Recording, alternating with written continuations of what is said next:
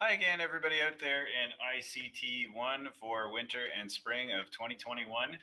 Matt Arnold talking about inquiry of practice for module 13.3.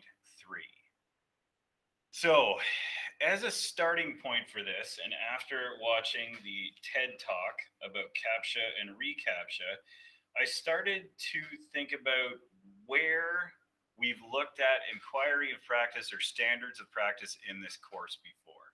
And where that led me back to was, you can see here, the standards of practice and a document called a self reflective professional learning tool that I found on the OCT website. What I was able to do then was connect that to the prior learning from the module that we looked at for standards of practice in the teaching profession.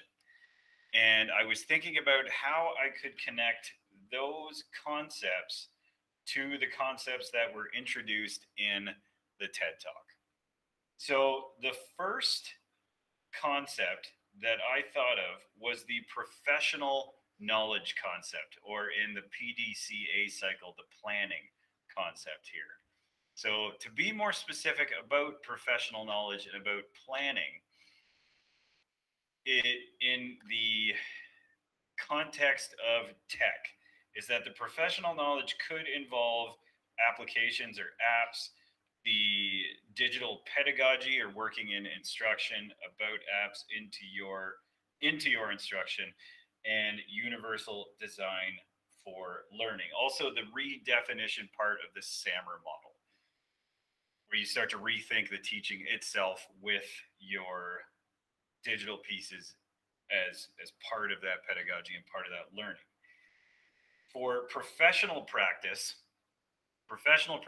or moving on to the do part here, in professional practice, looking at universal design for learning and beginning to create some learner profiles and store those learner profiles and have students maintain their own learner profiles as well in a portfolio app such as something like Google Keep, and recognizing their own learning abilities and apps that they are most successful with and their learning strengths.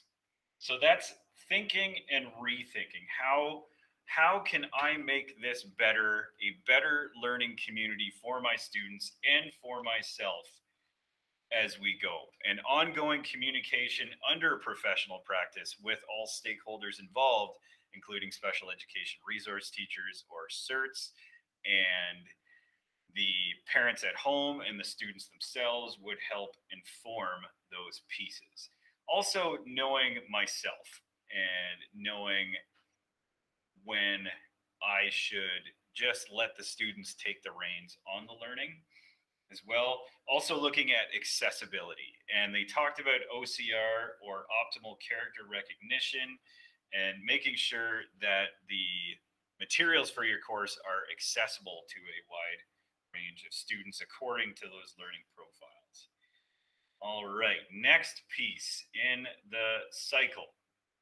So in the cycle, and again, this goes back to the self-reflective professional learning tool from the OCT website, which was something that we touched upon and something I created a Lucidchart diagram back here. So now that we're thinking about building those learning communities, that is leadership in learning communities specifically, that if I am running a project like students working in groups to boost the profile of a social issue, which is going to be the topic of my final project for this course, is that students are going to have to create YouTube videos and promote those YouTube videos on the platform of the World Economic Forum, and belonging to groups within action groups, they're called, within the World Economic Forum, to raise awareness about social issues either globally or locally. So that is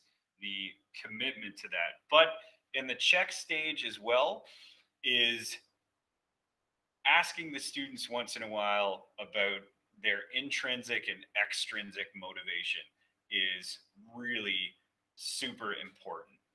also fostering those positive, safe environments that students have to learn in. So one way that I've used in the past to see if I am getting buy-in from the students and if they are starting to develop some of that intrinsic motivation and own their own learning is something I call the 21st century learning form. So this is something that I will give to students throughout various points in a course. And you can see here that on the sliding scale, you can see there's a strongly disagree and a strongly agree. If we look at the summary of responses, we have it goes anywhere from, I guess it would be agree up to strongly agree, with the highest percentage, which is most important to me, about do you care about what you're learning. So I have the highest percentage of people in that class who are buying in and have some sort of personal value now attached to them. Are we closing from Main Street? May I have something going now, please? All right, the last part in that cycle, and a piece that they talked about is continuing on with that, the difference of what students value, and the creation of that safe space, and continuing to be a leader in the sense that I hope it gets to the point where I am more of a facilitator of learning for those students as opposed to a leader and driving the learning forward. So it would get to a point where in those groups, when the students have developed their skill of collaboration to a certain point, again, touching upon the 21st century learning skills that we've looked at throughout this course, and a key piece of collaboration, which is embedded in my final assignment, is that collaboration and students taking their own leadership roles in those different groups. Thanks so much for learning today, or for learning with me today, and I will talk to you folks soon.